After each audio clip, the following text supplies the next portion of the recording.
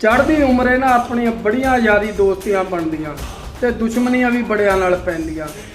ਪਰ ਮੇਰੀ ਇੱਕ ਗੱਲ ਹਮੇਸ਼ਾ ਯਾਦ ਰੱਖਿਓ, ਦੁਸ਼ਮਣ ਤੁਹਾਡੇ ਨਾਲ ਜਿੰਨਾ ਮਰਜ਼ੀ ਮਿੱਠਾ ਬੋਲੇ ਉਹਨੂੰ ਕਦੀ ਆਪਣਾ ਦੋਸਤ ਨਾ ਬਣਾਇਓ। ਉਹ ਕਿਤੇ ਵੀ ਤੁਹਾਡੇ ਨਾਲ ਘਾਤ ਕਰ ਸਕਦਾ।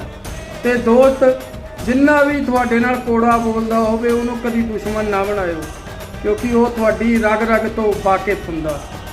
ਰਾਮ ਰਾਮ ਜੀ, ਜੈ ਸ਼੍ਰੀ ਰਾਮ।